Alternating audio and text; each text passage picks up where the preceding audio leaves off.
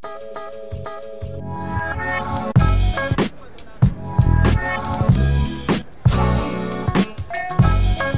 what is up guys, MKBHD here, and this is it. This is the long-awaited Samsung Galaxy Note 8. It was unveiled today, and right off the bat you can see it's a very familiar phone, not just because it was leaked everywhere, but because it's pretty much picking right up where the Note 7 left off last year before all of its battery problems. I'm gonna try not to make any explosion jokes during this entire video. We'll see how I do.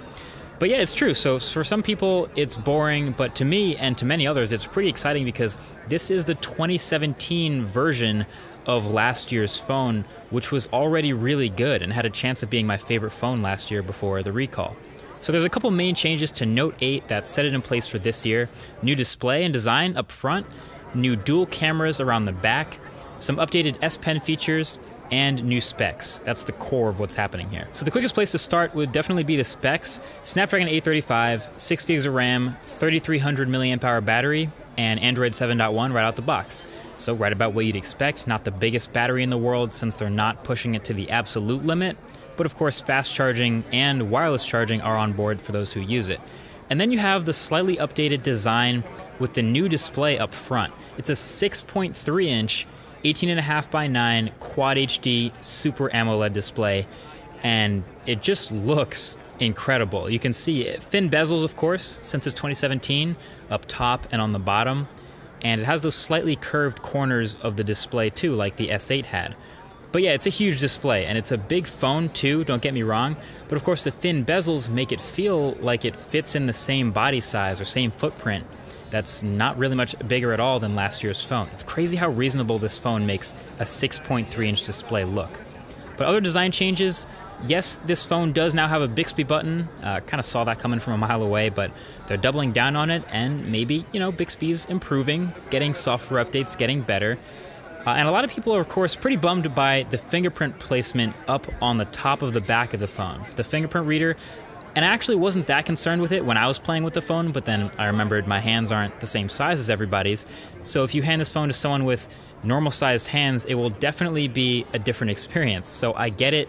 It would be way more reachable somewhere else, like the middle of the back, but then it would also be, I think, way more ugly. And I think Samsung has roped themselves into putting it all the way up with the rest of the back-facing sensors there in that rectangle. Kind of their own fault there. Either way, this phone has, you know, iris scanning and facial recognition and some other ways of securing your phone biometrically if you just can't stand that back-facing fingerprint sensor. The S Pen is also now improved since this is a Note, so anyone who uses this will definitely appreciate it. The tip is thinner, that's like the #1 thing I noticed right away, and it also has even more levels of pressure sensitivity. And in the software, they've made improvements to all the stuff it works with. So like screen off notes, and actually the wheel that pops up when you first take out the S Pen. I don't know if you could do this with the last Note, but you can spin it around and even add whatever apps you want to that carousel. So it kind of acts like another quick launch carousel, which is pretty cool in case you have a certain other assistant you like to launch. My favorite new software feature though in this Note is actually being able to launch 2 apps at once in split screen with a single touch. So in Apps Edge, you can create an app pair, like say YouTube and the browser, for example, and touching it launches them both side by side. That's definitely going to get me to use split screen a bit more. Even as awesome as a huge display like this is, I found myself not using split screen very much on previous Notes and Samsung phones. But I realized, like, if you have this good setup like this, you just set up a couple of good ones like Spotify and Google Maps, for example, a lot of music while driving. I'll definitely use that more often, so I can kind of dig into that. But that's pretty much it for new software stuff happening.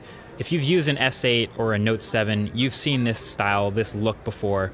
There isn't a laundry list of new features with the software here, but that's the way Samsung goes. So easily the biggest new headlining feature, new change with the Galaxy Note 8, is the cameras around the back. So Note 8 is now rocking 2 12-megapixel cameras on the back, one with a normal wide-angle lens, and the other with a telephoto lens, a 2x optical zoom, just like iPhone 7 Plus does. But the difference with these is they're both optically stabilized. So in theory, it should work more often in low light than the iPhones, in theory. And Samsung's tossed in a couple pretty cool features to work with the combo of cameras as you'd expect. So they have a little 1x and 2x button now to switch between the lenses that everyone's doing. I get it, it's simple, it works, no complaints. But you can now see some new photo modes, including one called Live Focus, which is just like portrait mode at first on the iPhones, so it moves to the 2x telephoto lens and blurs the background, but then you can change the level of background blur live, as the name implies, and see exactly how much you want it blurred before you take the picture. So it's definitely artificially adding blur. And then once you take the picture, you can go into the gallery. But with these, it also simultaneously captures a photo with the wide-angle lens and the telephoto lens at the same time. And you can also now still adjust the level of added background blur after you've taken the photo, which is pretty awesome. So now obviously I want to keep messing with the camera to see how good this blur effect actually is. You know, if it handles edges well, if there's a difference in aperture between the telephoto and wide-angle lens. So all this stuff will be tested for the full review, but in summary, I'm pretty optimistic for this phone. Much of that is obviously because Samsung has a pretty damn good track record with a lot of this stuff. A lot of times you get a new phone coming out and you don't know if you can be optimistic or not. And this Note 8 is going to be an expensive phone, coming in at around $1,000 US retail when it drops on September 15th. So you really want to be able to trust what it's going to do is everything you want.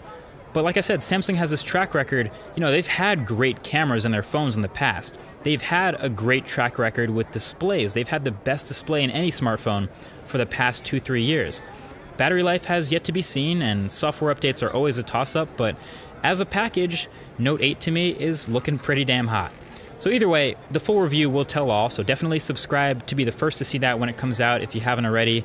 But that's it. Let me know what you think of Galaxy Note 8. Thank you for watching, and I'll talk to you guys in the next one. Peace.